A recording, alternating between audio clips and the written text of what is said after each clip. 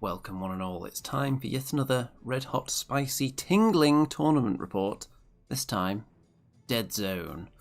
And where I may have been drawn by the name of the tournament, a date with Deadzone, or D8 with Deadzone, if you will, this is a Valentine's Day themed Deadzone tournament. And this took place at Clan Shots in Goole, which is a little game shop. And pretty well stocked considering the size of the place. Small, but lots of stuff in there, especially Mantic products. So, what is notable about this tournament? 150 points, 4 rounds. There's a unique special occurrence that may come up in some of the games, which we'll get to shortly. And other than that, I believe there were 16 players. So that's actually pretty big for a Deadzone event. Often you'll arrive to a Deadzone tournament and find that there are only 8 or 10 players there. So this is actually a good turnout. It seems like the scene in Goole is doing quite well. Bit of a Deadzone community brewing there. So you can see from the video thumbnail that it's going to be the Plague with a Teraton there. And as we get rid of the thumbnail, there we go. So, as we just rest on the scene from game 1, then before the tournament I actually had, you may be shocked to learn, I had some practice games, which is very unusual for me heading into a tournament. I tried out a Forge Father list and I tried out a Plague list, which may become battle reports at some point, so I won't spoil them too much. But, safe to say, the Forge Fathers were basically wiped out with the first activations of the game, before I'd had a chance to activate anything. And then the Plague did very well. So, I haven't changed at all from that practice list. And what you will see if I'll go through my list first of all, and then I'll come back and show you the rest of the stuff that's going on. So my list is the Plague General, who is really just going to be hiding for the entire game, for the entire tournament, hopefully, just hiding in a corner, just providing those command dice and the splat ability, which is to bring an enemy model back as a zombie, which is always fun. And then for our troop choices, we have got 6 Plague Dogs, so 6 Stage 3 Hellhounds. That's quite a large amount of dogs. I don't know if I've ever seen anyone running 6 of them before, but I thought, you know what, why not just take 6? We've got Peter in the chat who says, at one point it was actually 18, but a couple of folks couldn't make it. Well, that could have been truly vast for a Deadzone tournament then, if extra people had turned up. But 16 was a good size. In addition to the dogs, we have got a mortar. Now, you may know that when I'm using the Plague at 200 points, I usually manage to fit 2 mortars in. But at 150, I don't think you can really justify putting 2 in there. It's a lot of points for models that are going to be sat at the back of the board contributing nothing other than shooting at long range, which, when you consider the fact that my leader is going to be doing a similar job except without the shooting, then that would be a very large amount of my points that just aren't going anywhere near the objectives. So 1 mortar.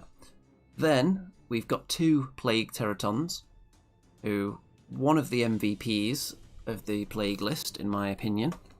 They're not that expensive for all the stuff that they have. They've got an awful lot going on, especially their teleporting ability and their overall toughness. And then, finally, we've got a Plague Swarm, who is there to provide a little bit of extra AP. Nothing else is doing a significant amount of AP. Teratons have a little bit, and the Plague Swarm has AP too. So any heavily armoured targets, or really anything with any armour at all, especially if it's small, so I'm thinking Forge Fathers units, the Plague Swarm is going to be all over them if it gets the chance. And that is the whole list. So I haven't really got much in the way of guns, only the mortar and the General's rifle, which is very rarely going to be fired because she's going to be hiding for most of the time. Okay, so the first scenario. In fact, before I describe the scenario, I'll tell you about the Cherub. So, the Valentine's Day Tournament Cherub. At the end of each round, on a 5+ on the D8, so 50-50 chance the Cherub will appear somewhere on the table. You then randomise its location on the grid, and the nearest model that it can see, it'll try to fire an arrow at.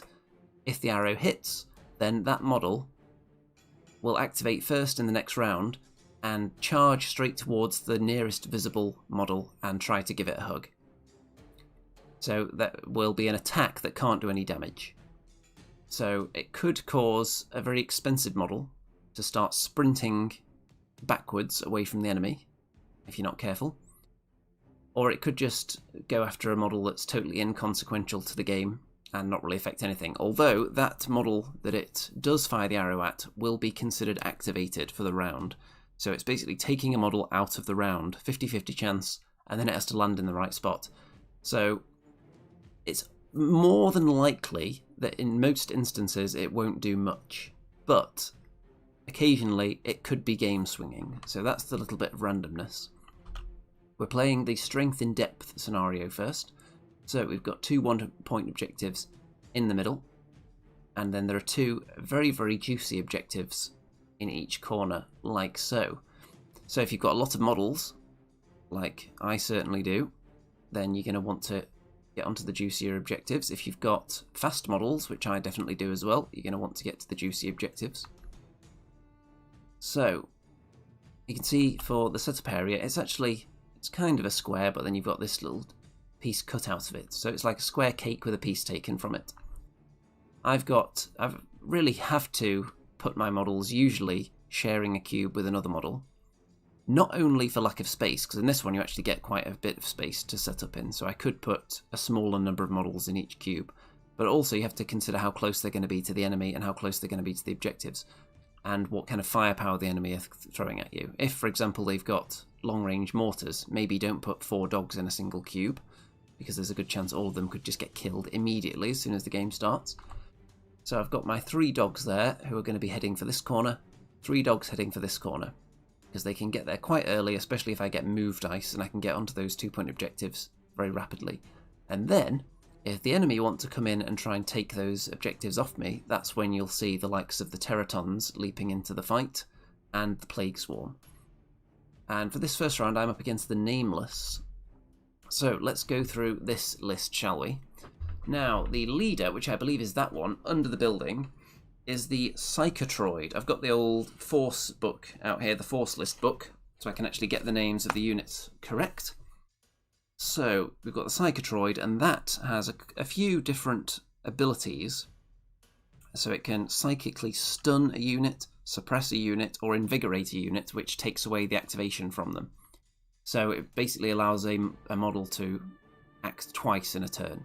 So potentially that could be a good synergy with the way this tournament goes. You can mitigate the effects of the Cherub. If it affects any of your important units, you could then invigorate them so they do actually get to act that turn. There are 2 of these big baddies, and they are called, let's see, because I think they used to be called ogres, did they? But they are now, I believe these are Magnemites now. So 2 of those, and they're very scary actually. So when I'm looking for targets for a Plague Swarm, I'd be looking for something like this, because it's got armor 2. So I'd think, yeah, get the Plague Swarm in there, punch straight through the armor. But these things are actually bigger than a Plague Swarm, size 3, and they fight on 3s, just like a Plague Swarm. And yeah, that stops them being the ideal target, and I don't really like the idea of Teratons fighting these 2 either, because Teratons only fight on 4s. So, what I'm thinking is, ideally I would like to avoid those 2 big creatures and just focus on killing all the smaller stuff, and then because there's so many objectives up for grabs, they can't possibly, surely, contest all of them with just those 2 models. If they're in the middle, that means that they're not focusing on the more expensive objectives, which are on either side. And if they put 2 of them on the same side, then I'm just going to have dogs sitting on every other objective. And if they put 1 on each side, then the dogs are just going to sit there, licking their lips, biding their time, wait for the Magnemite to decide which cube it's going to be in, and then they'll just head for the other one and get the objective next to them. So if I kill everything apart from those 2 in this particular mission, I think that will be fine. There are 2 riflemen as well. There's one up here, and the Nameless won the recon test, which is why one of them has moved a bit. I think it maybe jumped upwards onto here. And the other rifleman is there. And there's also a couple of... Are they actually called scuttlers, or is it something similar? Yeah, 2 scuttlers, I think, are in there as well. So you can see one there, and the other one is probably over there somewhere.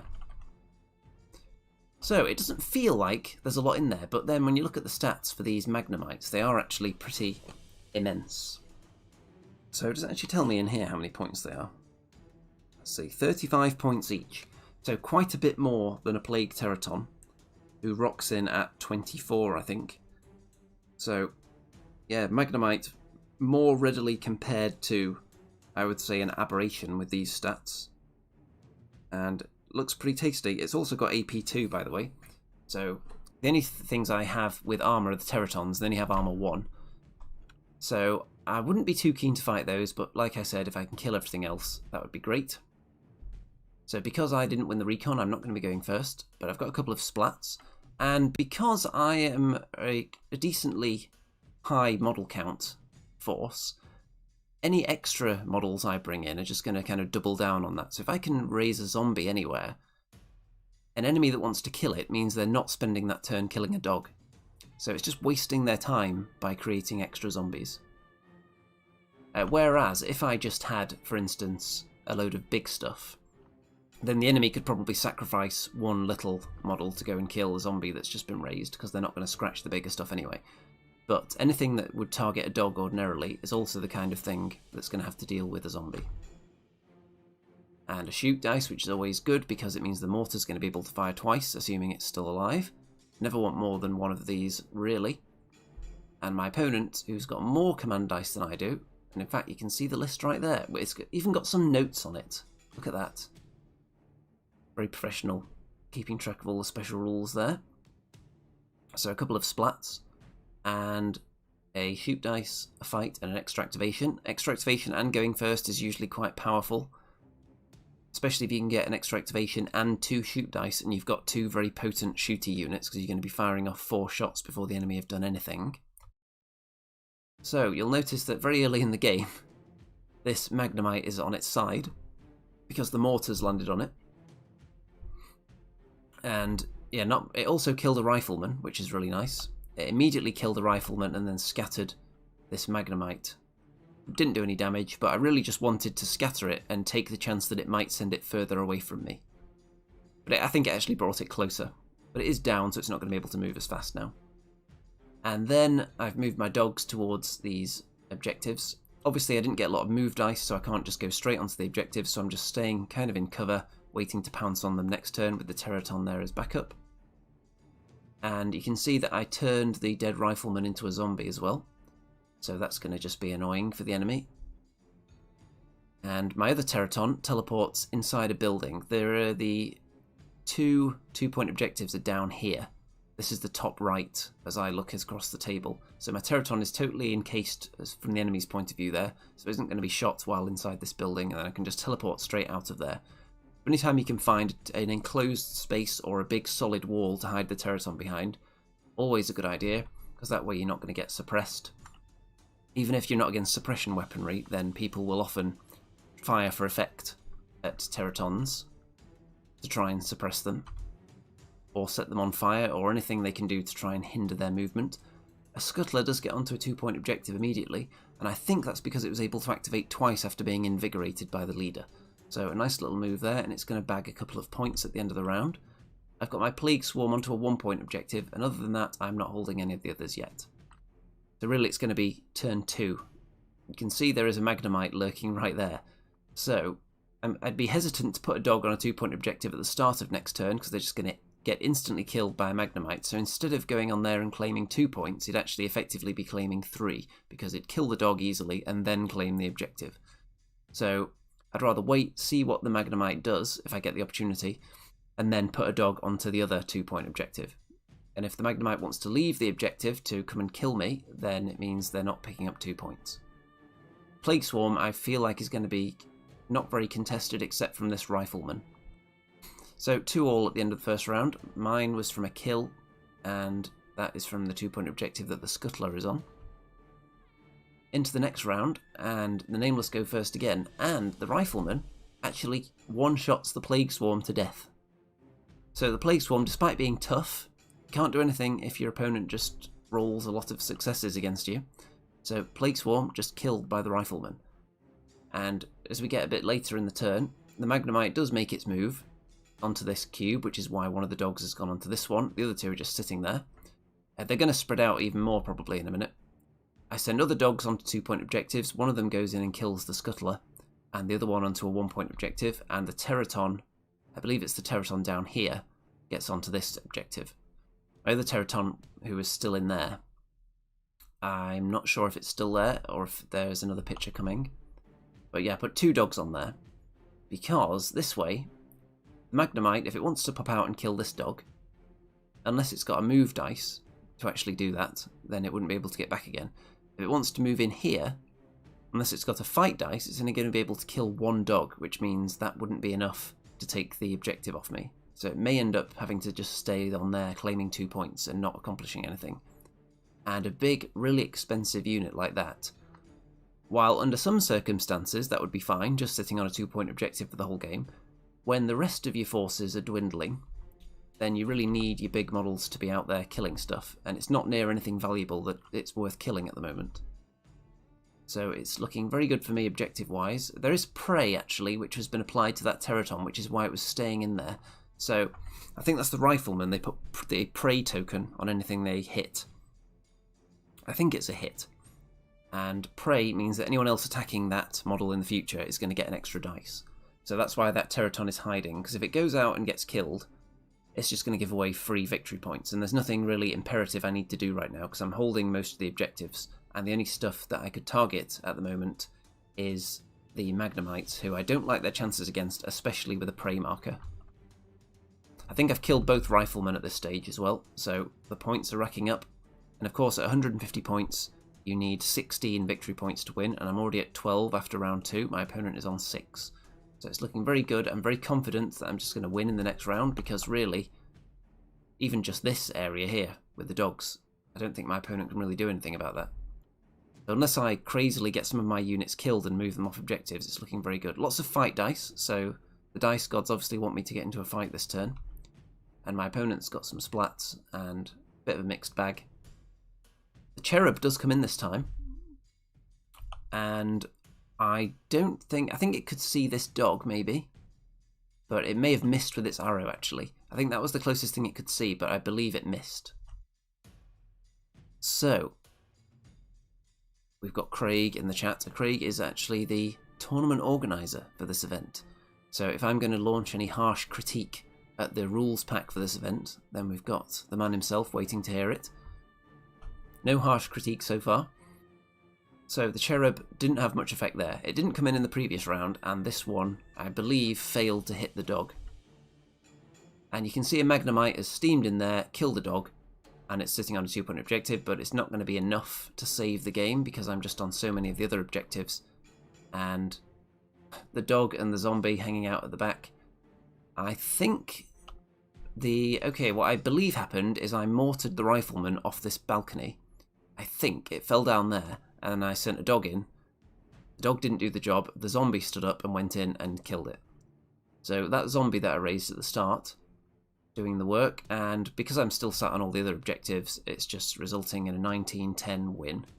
So even though my opponent was able to pick up some decent points in that final round, I didn't need much to tip me over the edge, and I got more than enough. So, opening with a win, and on to the next scenario. Invade. So, in this mission, there are 2 1-point objectives, and there are 2 4-point objectives. However, you can only score the 4-point objective outside your enemy's deployment zone, so you can't score the one that you start off right next to. So it encourages you to move forward to try and get those juicy 4 points. And what's notable about this game is that both of the 4-point objectives happen to land on half cubes, which means that the Teratons will not be able to contest them. So the most the Teratons will be able to do is punch people from underneath or from the side and try and punch them off the objective, but they won't be able to go up there to claim it themselves. However, my list is very suited to mitigating the effects of objectives on half cubes. I've got 6 dogs, who are my usual objective grabbers anyway, and they're fine on a half cube. I've also got the mortar, So any models that are hiding on half cubes, or maybe multi-cube half-size bridges that stretch for a distance and the Teratons can't easily just punch them in the face, the mortar can hopefully deal with them. And the Plague Swarm is size 2 as well. So I've only got the 2 Teratons really that aren't able to go onto these objectives. And the mortar's obviously not going to move onto them, because that would be silly. So in this round I'm against the Forge Fathers, and this is quite a low model count list. I think there's only 5 models in there. Most of them are solid as well, which means that the mortar isn't going to be able to scatter them, which is mildly annoying. So I can actually see what they've got on an upside down photo of the list there. But I know what they are anyway. There is a Braccarim, which is the Steel Warrior with a Suppression HMG. There is a Forge Guard Huskarl, which I think is I think it's that one with the golden helmet. And then there are 3 regular Forge Guard. So very, very elite. And my dogs don't really like the look of that. The only thing that they would try to eat there would be the Steel Warrior, who is also the only real viable target for the mortar. So the Forge Guard are really only viable targets, I would say, for the Teratons and the Plague Swarm. And even then, they've got significant armour, and they fight quite well. They're very tough and resilient. And they also have the life support rule, which means that if you don't kill them outright in one hit, then they can choose to use their life support system to restore themselves to full health. On the plus side, they're all size 1, so all my significant combat threats are going to outsize them. Also much faster than them, so I'm generally going to be moving into the fight, so I should have an advantage that way as well. They're quite well equipped though. They've got decent shooting, decent at fighting, very tough to shift. And I'm thinking if a Forge Guard was just sitting on this 4-point objective, it would be quite difficult for me to take it over the course of the game. However, if there is a Forge Guard sitting up there for the whole game, that means that very few models are going to make it to my side of the table, because I'm very likely to kill the Braccarim very fast, because if the mortar doesn't get it immediately, then one of the dogs will. The Forge Guard are quite slow, so if 3 of them are working their way across, I'm confident I'll be able to take out at least 1, which means that there's only 2 models coming out to gun for objectives. They're not going to be able to fight over all these as well. So one option for the Forge Fathers in this situation would be to just march up a couple of Forge Guard onto this cube, hold a 1-point objective, keep one on here, a really tough one, maybe the leader, to hold that, because I'm not going to be able to scatter them with the mortar, and then move another one on here and keep the Braccarim away from me, because I'm only going to mortar it, and chances are I might miss with the mortar, so just keep it away from the dogs really. So that would be one strategy, and just ignore the 4-point objective entirely and just try and be tough and hold the objectives that way. The other option, of course, is to push forward and try and be an unkillable little block, work your way through the centre and eventually get to the 4-point objective that I can't put any of my Teratons on to fight you. So we'll see what my opponent does, because my plan is going to be dogs for the 1-point objectives. Teratons try and do precision strikes to try and kill something when they can. And if not, avoid getting bogged down too much, just try and dance around these slow little dwarves and jump onto the objectives. And I'm confident a dog, if this cube is not occupied, a dog will get on it. So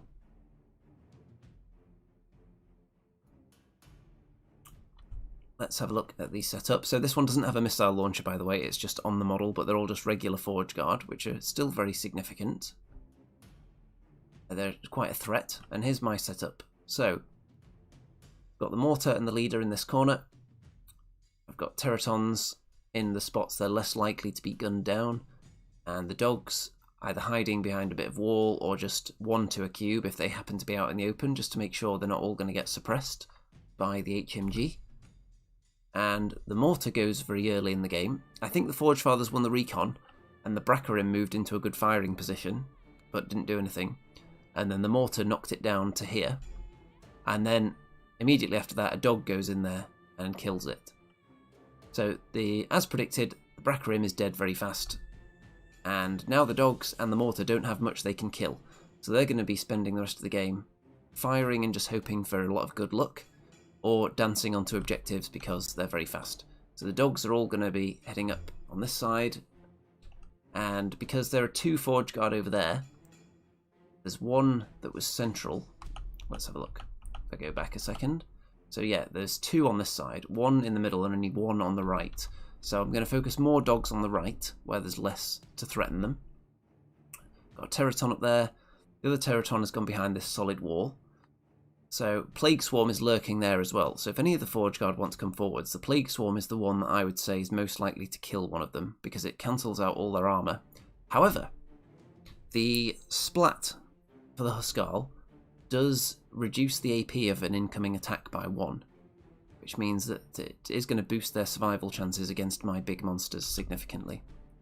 So at the end of the first round, I pick up 4 points for killing the Braccarim and holding a 1-point objective. And it's looking good so far. The Cherub does come in, and it actually causes one of the Forge Guard to run towards the other Forge Guard and try and give them a hug. So there's 3 of them in the same cube now, and one of them's already activated. So bringing an elite force to this tournament was a risk for that reason as well. If one of your models gets affected by the Cherub's arrow, potentially you're going to be an activation down immediately.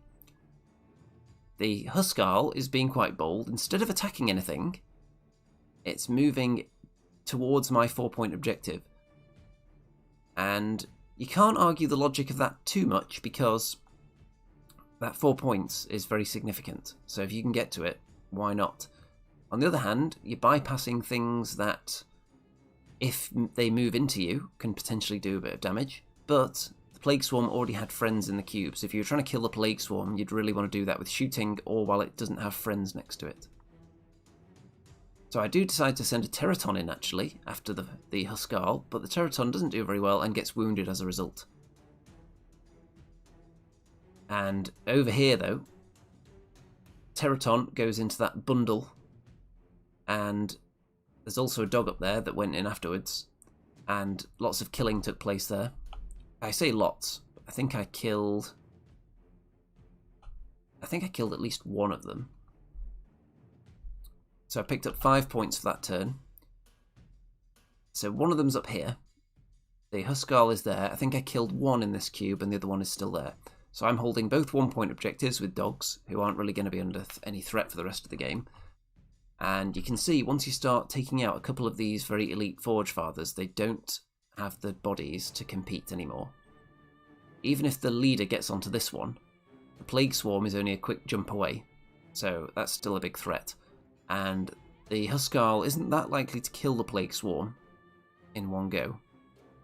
So I'd be quite confident of preventing this being taken. And if this guy wants to stay there for the whole game, they're going to lose a bit slower. But if they actually want a chance of winning, he's probably going to have to come down and interact with things and try and score points of his own, because there's not the models left to do it otherwise. So, picked up another 5 points. My opponent only picked up 2, so it's looking very good going into round 3. The Cherub comes on, and the Cherub actually gets my Teraton killed. So, the Cherub fires its Cupid's arrow at the Teraton. The Teraton, who's already in a cube with the Forge Guard Huskarl, decides it wants to give him a hug because of Cupid's arrow and ends up getting killed in the ensuing fight. So, Teraton down, meaning the Huskarl is now free if he wants to jump up there onto the 4-point objective. Up here, it's not going very well for the Forge Guard. I think the Forge Guard tried to activate there and got punched in the face by the Teraton and got killed. So then the Teraton, when it's able to activate, went down here. And I really want this guy off the 4-point objective, because then I can just send a dog on it. And at the end of that round, I pick up another 5, so it's still not over. I'm sitting on 14 points and my opponent is on 5. So I'm really guaranteed to win in the next round unless I do something really crazy. And I get loads of splats, which I'm not going to be able to do much with in this game. My opponent gets loads of move dice, which isn't going to be that useful. But we do end up with the leader versus Plague Swarm battle that I predicted. The Huskarl did go up there, the Plague Swarm charged in and took 1 wound. So just surviving is enough to stop him getting the 4 points though. And this Forge Guard hopped down and did actually kill the Teraton. But then, of course, left the cube abandoned because it then tried to gun down one of the dogs. And this dog was able to then just jump onto the 4-point objective. But really, you might as well take the risk at that point and try and get some more points, because as it was, I was just going to win anyway, because I only needed 2 points to win, and I was already sitting on 2 points worth of objectives here, so the game was going to end regardless. So no points scored there. I get the expensive objective, which leads to a 28 win for the Plague, and I think that is the kind of list I think should struggle against my list. On some missions, there are other missions where the dogs aren't going to be as useful, because the dogs do not stand much of a chance against these solid suits of armour. In fact, I think the only time I threw dogs in, you'll notice there's only 4 dogs alive. 2 of them decided to have a go and just threw themselves into the forge guard and just bounced off them and died. So the dogs are only useful for objective capping against a list like this, and if all the objectives were, say, right in the centre of the table, then those dogs would actually be putting themselves in harm's way going for them. So the fact that the objectives were quite spread like this means they do have more of a task. So I thought I'd take a picture of the very, very clean toilet in Clan Shots in Goole. This may be, apart from the little bit of unfinished bit there, it may be the most pristine and clean toilet I've ever seen in a gaming venue. So it gets bonus points there. Soap, a clean towel. However, they do lose a point for the toilet roll hanging in the reverse of how it should be, of course. And one of the interesting features in there was this little Age of Sigmar Caradron Overlords diorama built into what appears to be an ancient TV of some description. And it was very cool, and when it was switched on, actually, it has lightning and lighting effects in there, so I did take a video of that. I'll probably show that to Rem on the next Andy and Rem show, if you want to check that out, because he'll be interested in seeing that, I'm sure. On to the next round. So, 2 wins, and the next one is going to be Chem Chase. And what am I going to be facing in this one? If you're not familiar with this scenario, in each round you roll 2 dice to see where each objective is going to be for the round. So, obviously on a 1, 2, 3, 4, 5, so you could end up with 2 of them next to each other if you both roll the same number on the 2 dice, or they could be at opposite ends, but they are going to move around a lot.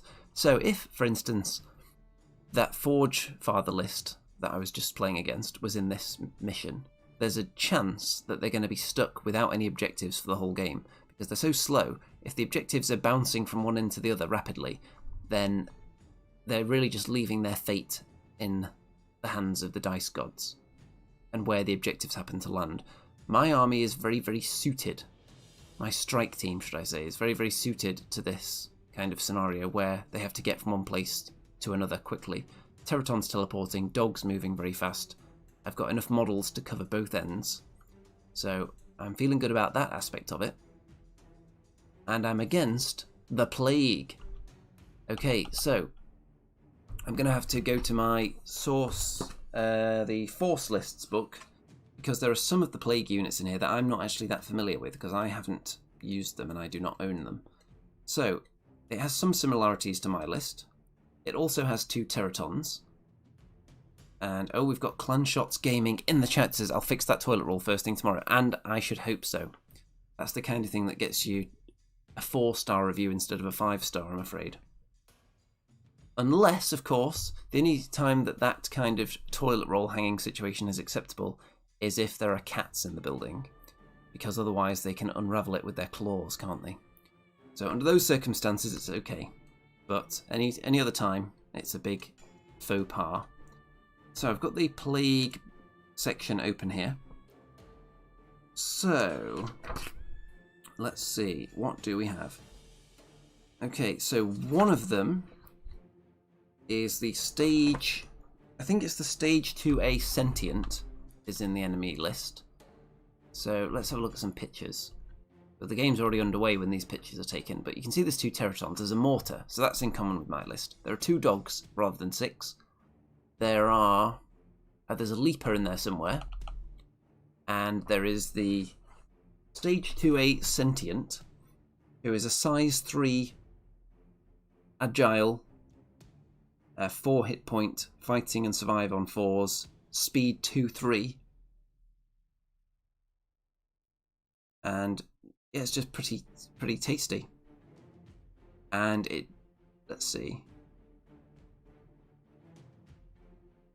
Yes, it looks pretty tasty. And then there's also, if I can find the page for the other unit. If I didn't mention, I think there's a leaper in there. And there is Subject 901. So that is a size 2, 4 hit point, Frenzy 2 model with AP 1.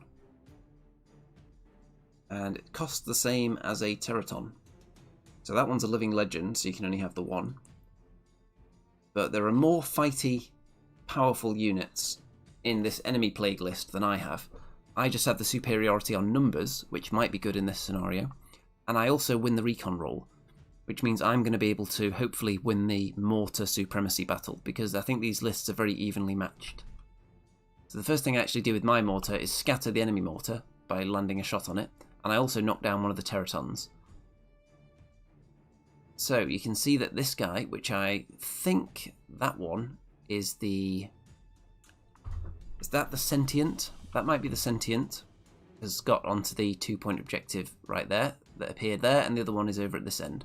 So what I've done, I've teleported my Teraton inside this solid building, and the reason for that is because it can't be shot, and it also means that any enemies that come nearby, unless they're a Teraton and they could just teleport in there and fight me, any enemies that want to jump onto the 2-point objective, my Teraton is going to be able to jump out and immediately attack them next time. So I'm kind of not too concerned about killing everything in this mission. I'll kill things when I can.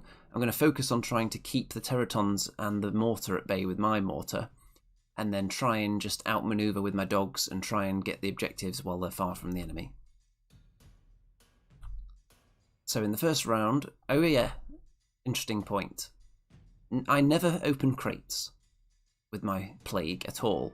However, in this game, you'll see, if we go back to a picture that actually shows it, there are 3 crates right there, right in front of my deployment. So my leader decides, you know what, there's 3 of them, one of them might be the intel. So she jumps out the window, opens up all of them, finds the intel in one and finds some ammo in the other. So there's the first victory point of the game. And I usually don't bother, and the other one was a med pack which I didn't bother to take with me. Usually I don't bother opening crates at all, but there was just a really big tempting pile of them right there, so I thought, why not? My Teraton in this round goes after the enemy Teraton because the enemy immediately teleported onto this 2-point objective.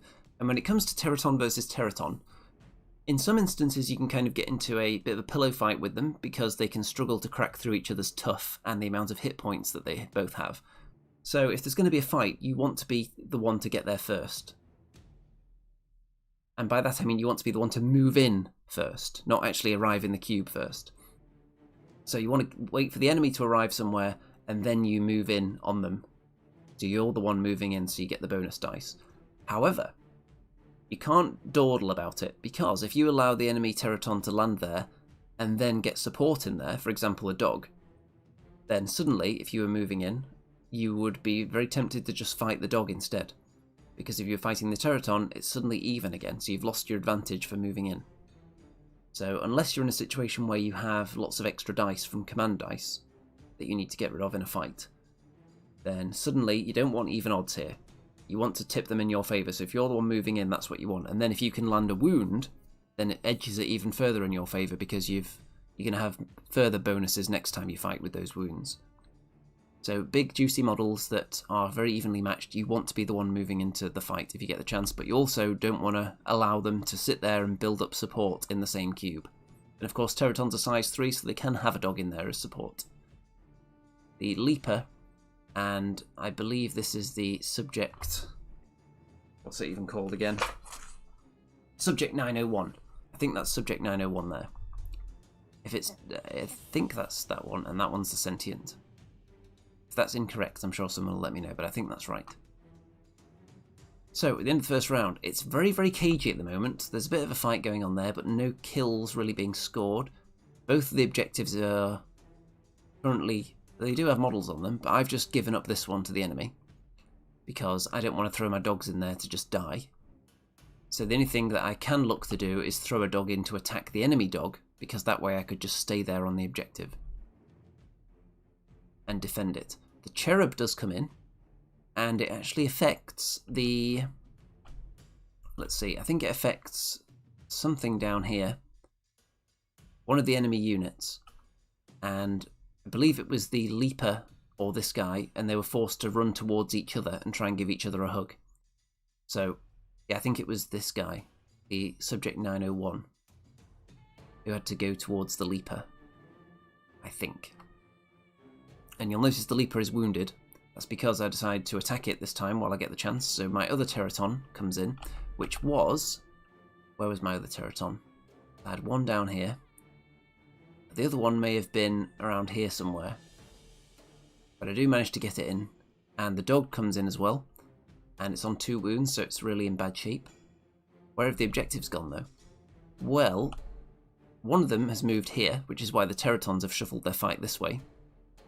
And it looks like I'm still winning the Teraton supremacy battle there, because it's wounded twice. And on this side, my Plague Swarm and a zombie are in there. So the Plague Swarm moves in, kills the dog, and then I use my Splat to bring up a zombie, so I've now got support in the cube. So I like that use of the zombie, that use of the Splat. Anytime you've got a big model and a weakling model in a cube, if you can steam in there with something juicy, kill the weakling, turn it into a zombie, and now you've got support in the cube with you. This Teraton decides that it doesn't want to really fight anymore, and goes after the mortar. This is the one that's wounded twice, so it teleports through the building to attack the mortar, does 3 wounds but can't kill it. So, it's quite important that the mortar survives as long as possible, because if the Teraton has to fight me, unless it can do so with a fight dice, then it's not going to be able to teleport afterwards. So for every turn the mortar survives, and there is no fight dice to use, then it's just giving this Teraton a really annoying dilemma. Does he stay there to finish off the mortar? He's not scoring points by doing this. Or does he just move away, and at which point the mortar can just carry on firing? So you've really got to finish it off, but how many turns do you put in to try and do that? Yeah, there's one here that's got the 1 wound on it now. And my 2 Teratons are there. So there's a bit of dog-on-dog action here as well. There's lots of wounds flying around. My wounds are represented by the orange crystals, and the enemy wounds are represented by blood puddles. So there's a 2-point objective. And the other one is here. So those are the 2 spots they're in at the moment. However, at this end, you'll notice there are 3 dogs there, and the mortar is dead. So what happened was, I threw in 1 dog, didn't kill the mortar. Threw in a 2nd dog, wounded the mortar. Threw in a 3rd dog, wounded the mortar again. I think it was down to its last wound, and then my leader decided to poke her head out the window, shoot the mortar, and she was, I think she was from height, so she got the +1 dice, -2 because there were friendly models in the cube, and then killed the mortar with 2 dice. So the mortar is dead, so got some nice points from that. And I don't think I took a picture of the notebook to look at the score after that round, but I've got it right here, the book. So, after 2 rounds, it was 5 points to 5. And then in round 3, which I think is this round, so I've got some move dice, which is always good, and 2 fight dice, which is very good as well for my list generally. My opponent's got some movement, which is good as well. And in here, the objective comes back to where these guys are fighting. You'll notice that the Plague Swarm is just sitting there. Because it was already wounded, then I chose not to fight with it in the previous turn, because I didn't want it to just get killed. So while it's sitting there, this guy can't just move away, because if he's only surviving against the Plague Swarm, there's a decent chance that it'll wound or kill him on the way out. So the Plague Swarm is just staying there, staying alive, not even trying to fight, just delaying, trying to keep alive as long as possible. So the other objective has popped up down here now, which is good for me. It's moved away from the action, which means my dogs can jump on it. The Cherub comes into play, and hold on, I might have been mistaken actually. I think this cherub, when it came down, couldn't see anything, and then when the next cherub appeared, which was this one, that's when it affected the subject 901, who then steamed in towards the leaper. I think this is when it happened. So I had the right incident but the wrong turn, so that's when it actually occurred, that move. And at the end of round 3, because the Teraton still can't kill the mortar, which is great, and I've killed the enemy Teraton with my Teraton and the dogs in there, and I've got 2 dogs on the 2-point objective there. This one's still contested, so we're not claiming any points for that. So I've gained a little bit of a lead there. So I've got up to 11, and my opponent is on 6. So I'd hope to try and end the game next turn. Got some move, got an extra dice, got some fight. That's fine. My opponent's got a nice mixed bag, but no shoot, which is probably good anyway because the mortar's dead. The Teraton does kill my mortar this time, but that ties it up for another turn. And then my Teraton teleports in to the wounded enemy Teraton. So like I said, if it's Teraton versus Teraton, the one that moves in and charges in, especially if the first one's wounded, you've got a big advantage. So I was able to kill it. The 2-point objective appeared here. I think I was able to kill the leaper, possibly. I think some of the models have been taken off the table at this point because the game was over. But I don't think I killed everything in that cube. And I did manage to take this objective though. So in the last round, my opponent gained 3 for the mortar, I gained another 7. So, end of the game, 18-9, Plague versus Plague, and I managed to come out on top in that one. So, thoughts on that game? It was very, very close. It started to swing towards me in the 3rd round, but it was very cagey up until that point, and not a lot died. But it was really the dogs that did it for me, because while everyone else was getting bogged down in fights, like down here, and here, and here, my dog supremacy meant that not only was I able to lend support in the fights with my dogs, I was also able to hunt down a mortar with them, and I was also able to just hop onto the objectives wherever they were needed. Because a dog in this spot here, there's not really anywhere the objective could land that is out of the reach of a dog.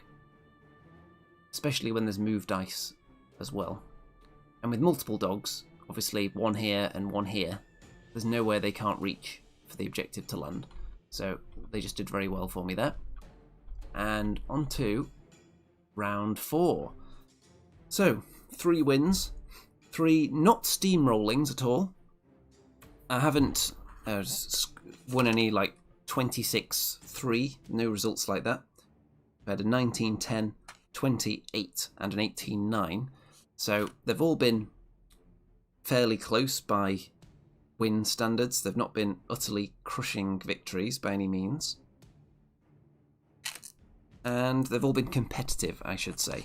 Even though the first game ended in 3 turns, the next 2 did take 4 turns to end. So good competitive games that just went in my favour. And on to round 4, we have Patrol. So, a 1 point, a 1 point, a 2 point, and a 2 point. So, my first thought is, these side objectives, perfect for dogs. Especially if the enemy are going to focus in the centre, so it depends what kind of list the enemy bring.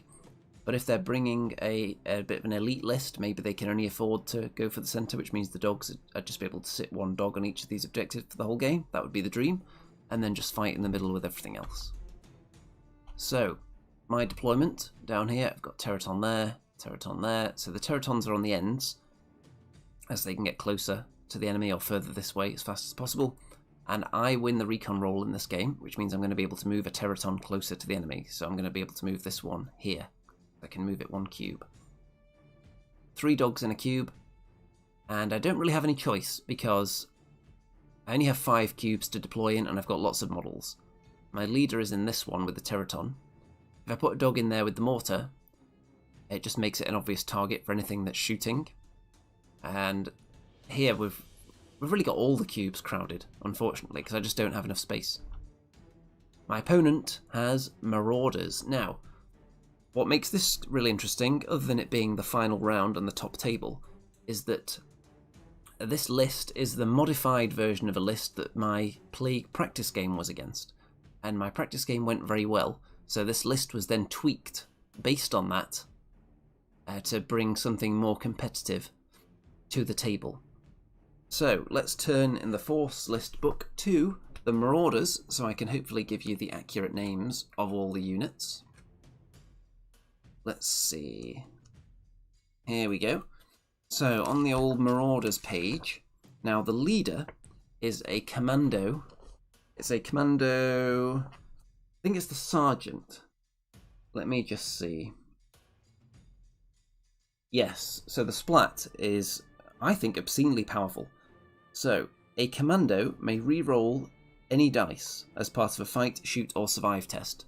So any of the dice that failed, you could re-roll.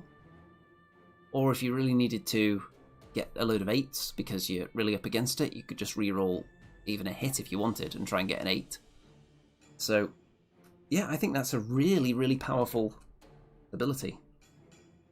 And there are lots of commandos in this list to take advantage of it as well. So, the Commando Sergeant is the one in the hat, which is, I suppose they've all got hats on, that doesn't help. He seemed to have a more distinctive hat when I was looking at him. I think that's him at the back there. Okay, he's got a cloak. Yeah, that's what distinguishes him. So he looks very important. Very military officer-ish with his cloak on there. There is also a weapons team. So I will find the entry for that. That is, it's going to be in the support section, isn't it? That is... Where am I even looking for this? Trying to find it here. In the support section. But I know it's a goblin weapons team. But I can't actually find the entry in the book to tell you the exact name of this unit. It's clearly not a stunt bot. Let's see. Could be the gun track. If anyone knows exactly what that is, then let me know, because what I'm looking at doesn't seem to fit the description of it, unless it's hiding on the page somewhere. So anyway, it delivers prey with its cannon, this guy. So it's a decent range, decent shooty weapon, and it also delivers prey onto a target. So pretty scary, especially when you factor in all these commandos that are going to be coming for you as well. So there is one with a jetpack who is not on the table. He's currently waiting to be deployed somewhere. There are 2 with flamethrowers, I think. I think one of the ones with the flamethrower has the jetpack. There are a couple of suppression weapons in there as well, a couple of HMG style weapons. There are some... Let's see. There are some commando brawlers. And yeah, the close combat ones. And I think they have adrenaline shots as well, which for one turn is going to make them quite fast. So there's one armed with a weapon that gives him extra frenzy, I think, and the other one has AP. So I think it's this one with the claw and one of the others. So it's a pretty scary list. Lots of what look like just regular size orcs, but they're actually very scary stat-wise. And with the splat, they can be doing a lot of re-rolling as well, which makes them very scary, and I wouldn't be that confident in combat because of that.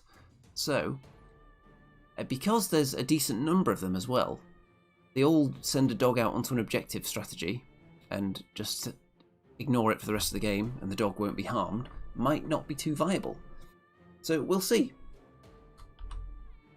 I've got one of my Terratons forward, so the places I'm trying to dive my Terratons, I want to put one under here, where there's some cover, and I want to put one under here where there's some cover.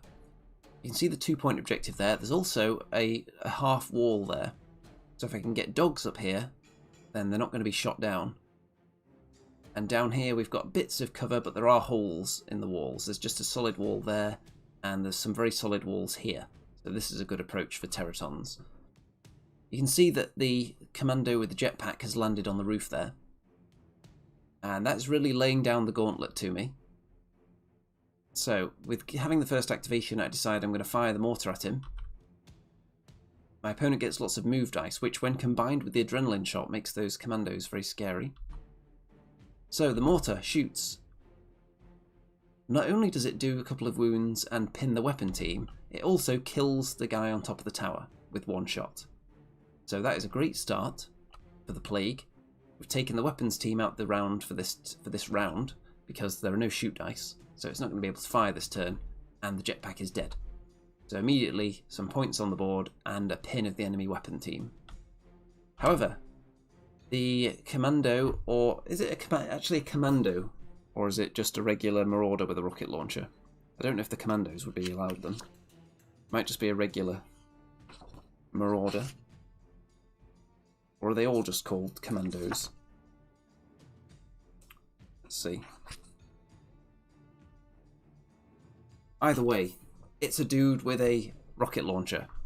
Fires it into the cube with 3 dogs, which was an obvious target because it was a cube that he could actually see models in. Because there are things that, like these crates here, Plague Swarm is very low, the dogs are very low. So they're able to hide, there's solid walls, but this cube was visible. So the 3 dogs get hit, 1 of them's killed, 2 of them are wounded and pinned. So it's kind of unavoidable in this deployment setup with this many models. So, you can see there how low down the Plague Swarm is, so it's quite easy to hide it. Now, a very interesting situation developing here. The weapon team, not the weapon team, a flamer is able to move over here and flame in through a gap in this wall down here and just about see the Territon and set it on fire. So the Territon is on fire. There's also one of the enemy models in there who went into combat with the Territon and wounded it, and then was also set on fire. So they're both on fire, and they're both wounded now. I've put my dog onto a 2-point objective. The Plague Swarm is just lurking, waiting to strike. 2 dogs on it. And at the end of that round, I've steamed into an early 4-1 lead. So there's nothing on the 1-point objectives yet, because I just didn't have the move dice to get my dogs all the way up there yet. So I've got my dogs lurking, ready to jump onto the 2-pointer, and I can also send these 2 that are wounded, wait for a chance to send one of them down there. Because the enemy doesn't have much that can see past that wall. They would have to actually commit further into the corner. And the 2-point objective there has my dogs on it. So, an early lead. However, both the dogs then get killed. So they give up the points that they just earned. And the orcs are climbing onto this building, making a big play for the centre, and another commando steams in there and kills off the Territon. So, lost a few models now. Now, here's a mistake from me. Not a mistake tactically, a mistake in not applying my own rules correctly. So the Territon teleported up here to attack, let's see, I think it was the guy, was it the guy with the rocket launcher who'd climbed up there? I think that's the rocket launcher.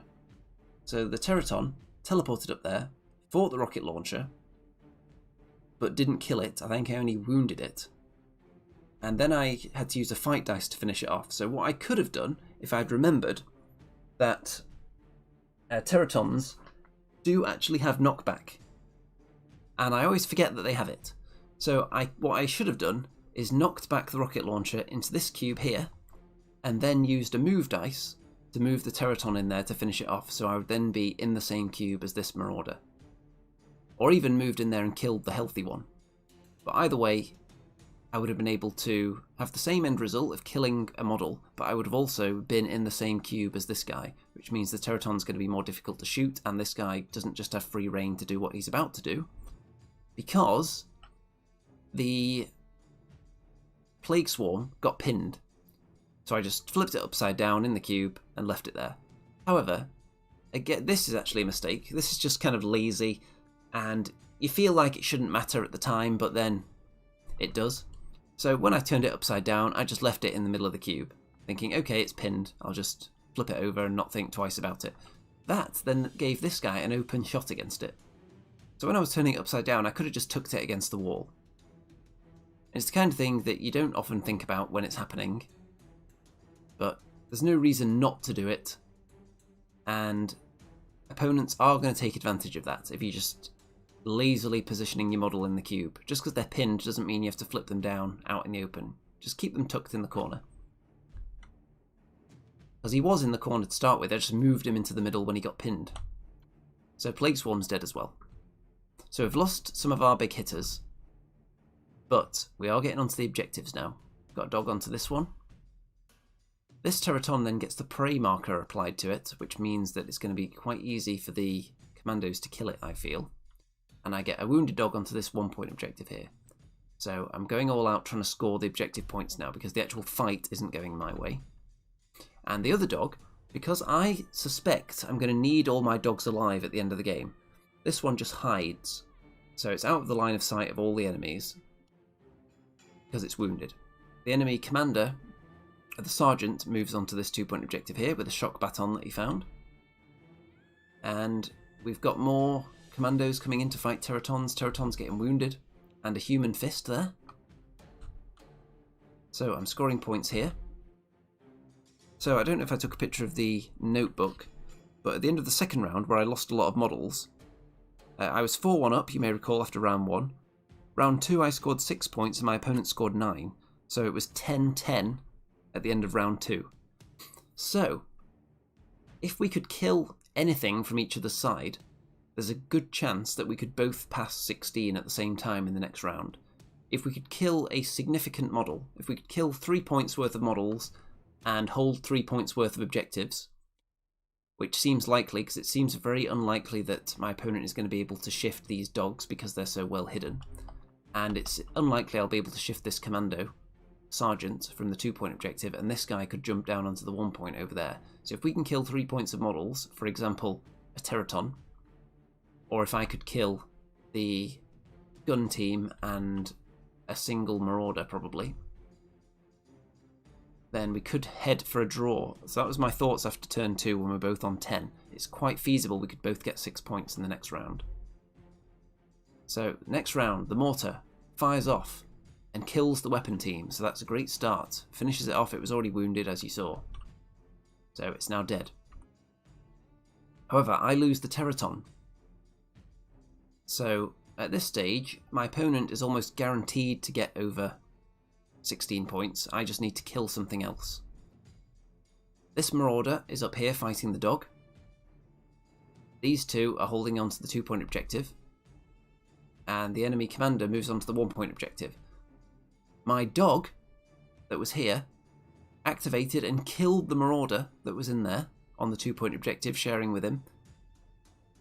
Which meant that suddenly it looks like we'd be heading for a draw because I've earned 3 points through killing and I'm sitting on 3 points. My opponent has earned 3 points through killing and is sitting on 3 points. So all that happens after that is the flamethrower finds a tiny gap to see through here. So the dog that was here got flamed off and killed.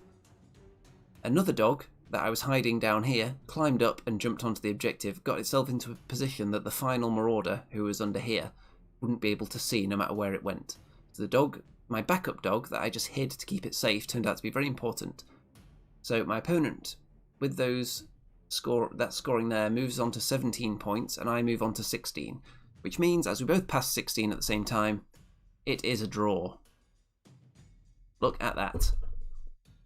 So it looked like it was going to happen at the end of round 2. It seemed likely that we would be able to get enough points to make a draw in the next round. But I did have to... It had to be brave, because I had to go all in and try and kill that marauder with my dog there, and managed to do just enough to get rid of it.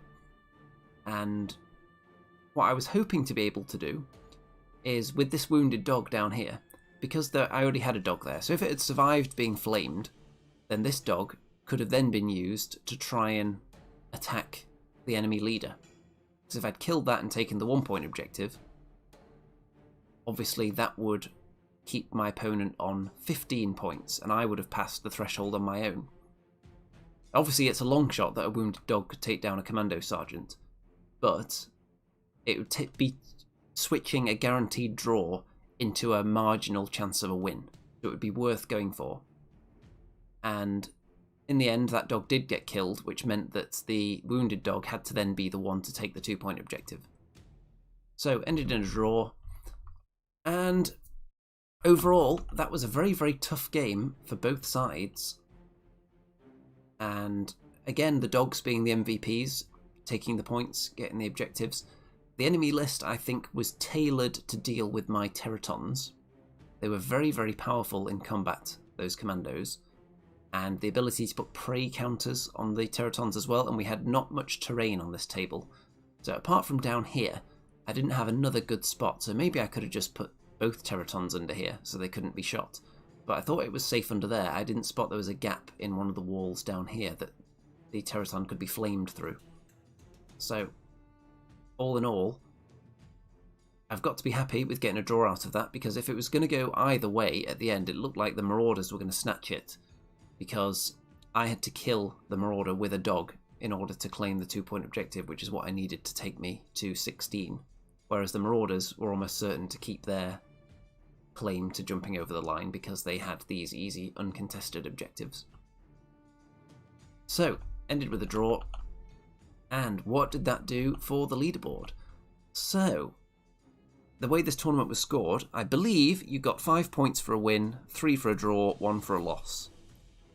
So that means that I think we were the only 2 players going into that round with 3 wins out of 3.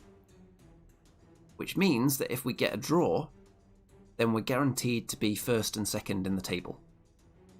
If one of us had lost, then we could have easily dropped down a few places. But, as it was, with a draw, I think that meant we were guaranteed to finish first and second. And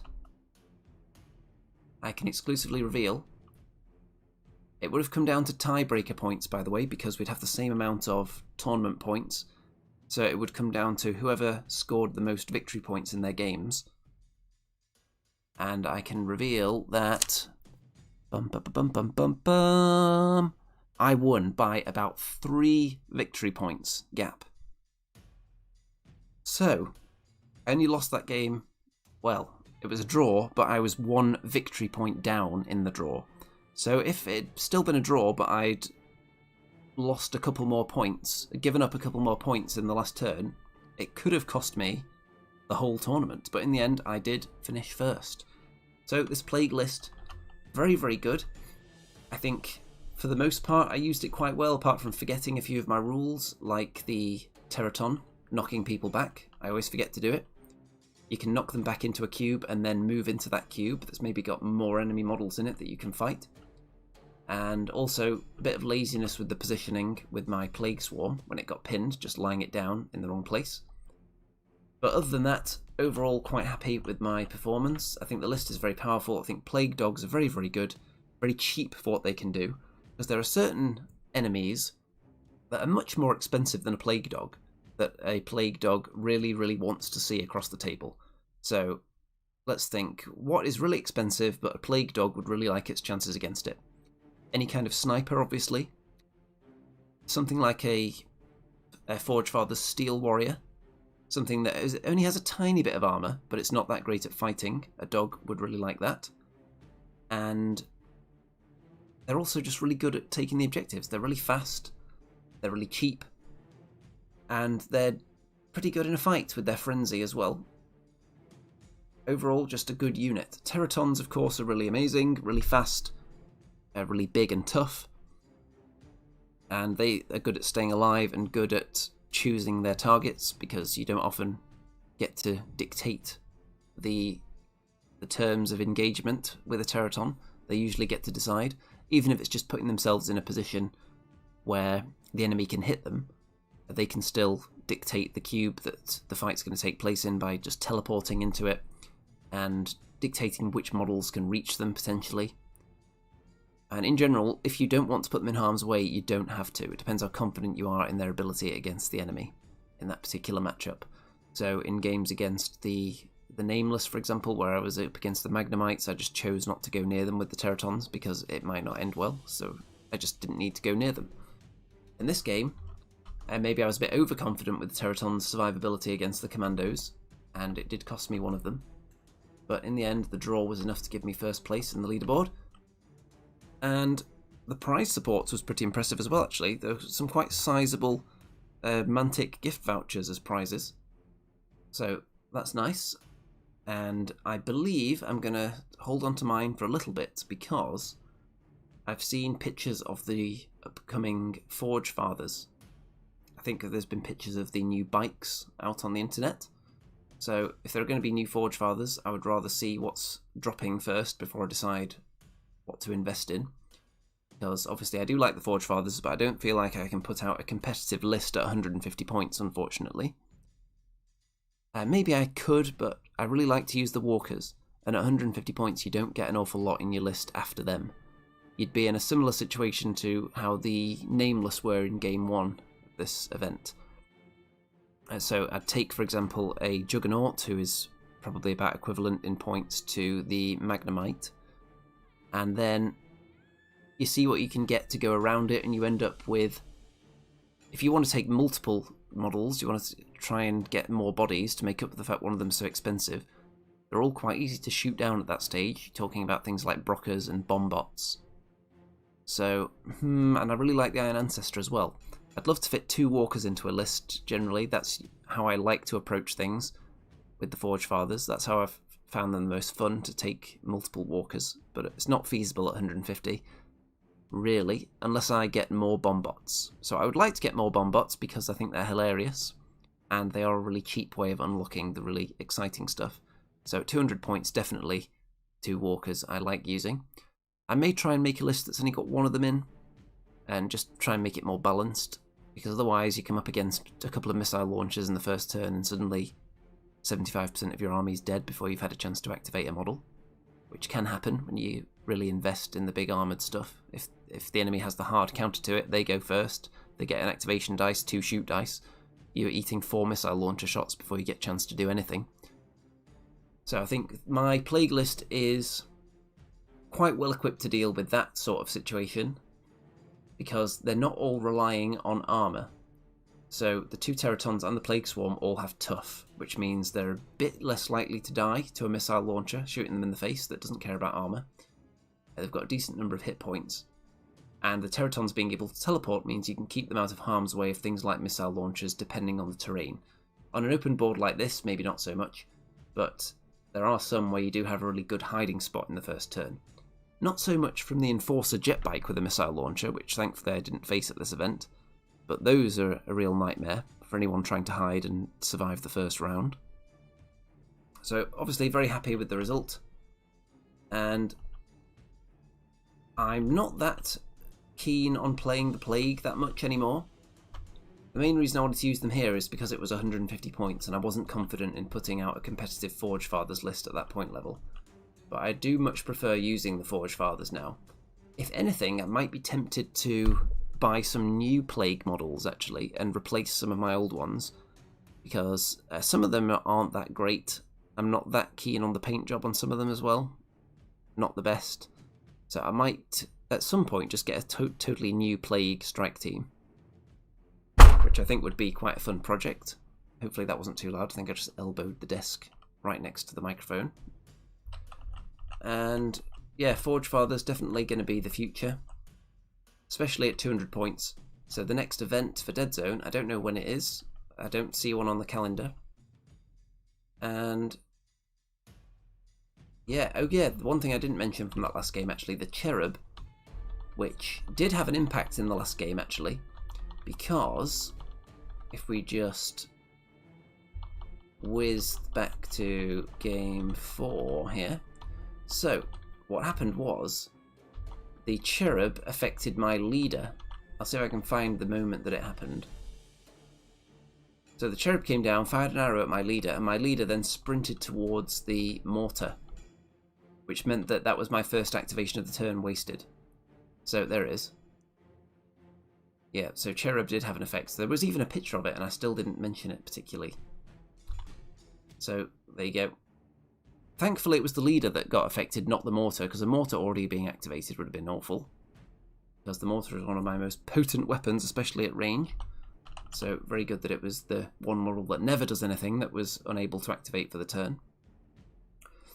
Now, don't forget to like this video, by the way. Don't forget to check out all the links in the description if you want to see more red hot, juicy, sizzling, finger-licking good, moist, tender, succulent, dishlicious content.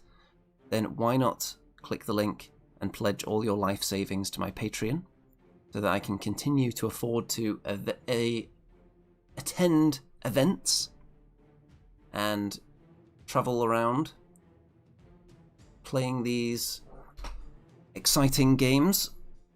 Deadzone, Kings of War, Age of Sigmar. I think I'm almost at the end of my reign of terror of 6 tournaments in 5 weeks. There's only one more and then there's a little gap. So there's a Kings of War tournament coming up in a week's time. And after that there's a small gap. So I could get my calendar out right now actually.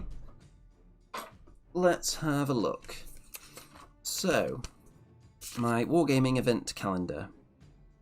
I've got the Kings of War event next week, which is the Battle for the Shires, which is being held at Mantic, and I've already submitted my list for that. And then after that, there is a 1-week gap, and then after that there is an Age of Sigmar event, which is at Warhammer World. And then, after that, there is a gap, which is currently stands at a gap of a month before the next Kings of War event after that, so that'll probably get filled with another event at some point. That's the end of March, that Kings of War event. So there'll be something between the end of February and the end of March that I'll be able to attend, I'm sure. Then, towards the end of April, I've got another Kings of War event booked, another one booked towards the end of July, another one mid-August, and Clash of Kings in early September. So I'm booked in advance for a lot of Kings of War events because they do tend to sell out. And I'm eyeing up, obviously, Age of Sigmar and Deadzone events that pop up. I would happily eye up a Dreadball tournament if anyone were to organise one in the meantime, and at some point I'm hoping to put on my own tournaments as well.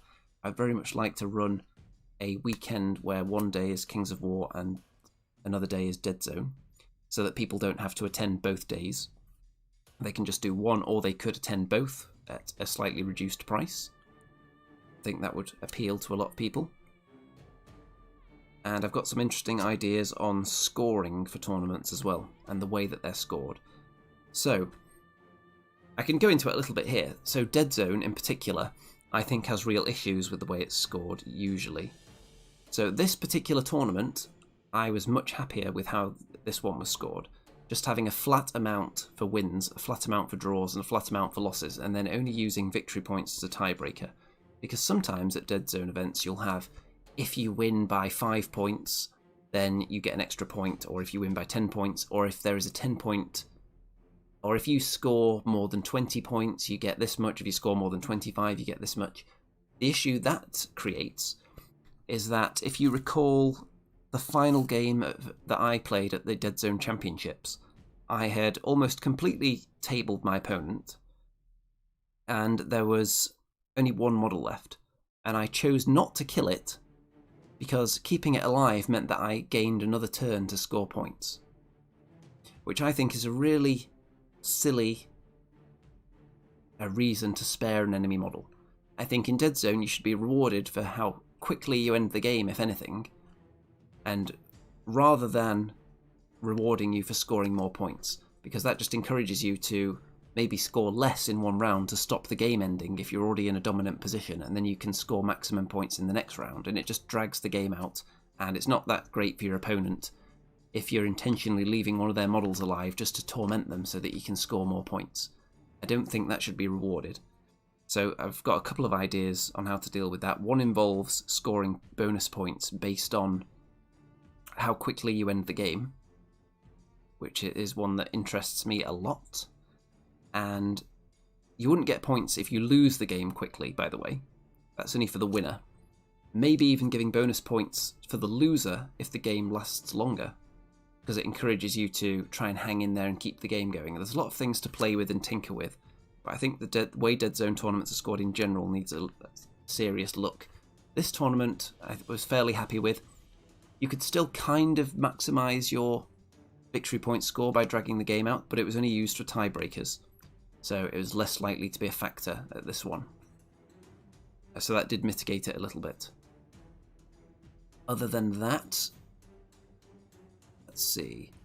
With Kings of War tournaments, the scoring for that, a lot of people have had issues with. There's a lot of controversy around the scoring of, and just in general, the Masters. But A lot of different scoring systems have been used in Kings of War, and I think that's good. I'd like to see a lot of variety because each different kind of scoring system brings in different kinds of lists that are going to thrive in it. But the one I want to try is just a flat amount for winning, drawing, or losing. So it doesn't matter how wide the scenario win was, whether you got 1-0 on victory points or 8-0, you still get the same score. And then rather than rewarding you for the amount of kills you get, my idea is to award a bonus point to the player who scored the most kills in the game. And I think what I'm trying to mitigate with that is that if you have, especially if it's a 3-game event, occasionally you'll have something of a mismatch in the first round where a very highly ranked player might face a very new player, and they can score maximum points by killing everything, which creates quite a big gap between them and maybe 2 other experienced players who had to play against each other and maybe didn't manage to completely wipe out the enemy and lost quite a lot of units themselves. So the other scoring systems, you can run into that particular issue. I think with only giving a flat score and then a flat bonus for being the player who killed more units in the game, so it doesn't escalate with how dominant you were, is what I'm going for. So that needs tweaking as well, but that's a scoring system I'm looking at trialing and then maybe running my own tournament with that. So, little end with my plans for the future there. Don't forget to like the video, by the way, if you haven't. I can see there are more viewers than likes, which is frankly an outrage. Let's see what's going on in the chat there. People just talking amongst themselves. Let's see.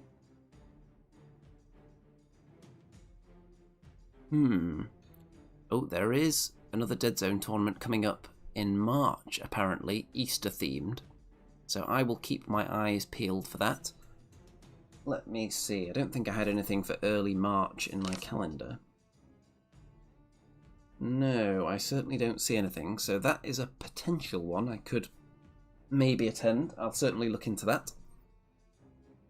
Other than that, I think it's time to wrap this one up. If anyone has any questions on any of the games, any of the tactics, any of the lists, any of the units, or any comments, if you spotted anything that was maybe done incorrectly, feel free to point that out as well. That's always useful for people to learn, especially if people are watching this video for educational purposes and I'm doing something wrong, then it's handy for them to know that, and it will help me to modify my play in future to correct it. Judge Spud says, lot of info. Yes, lots to absorb there, and yeah, any thoughts? Stick them in the comments. Otherwise, all you should do is join the Discord server, follow me on Twitter, join the Facebook group, send me all your money via Patreon, obviously. Because at the moment, the amount that I'm bringing in through Patreon pays for roughly 1 Kings of War event per month, I would say. Or significantly less than 1 Age of Sigmar event. They tend to be more expensive, especially the ones at Warhammer World. So it does go towards my event attendance. So feel free to throw all your life savings in there so that I can just attend non-stop tournaments. It won't always be as frequent as this. I won't always be able to attend 6 tournaments in 5 weeks.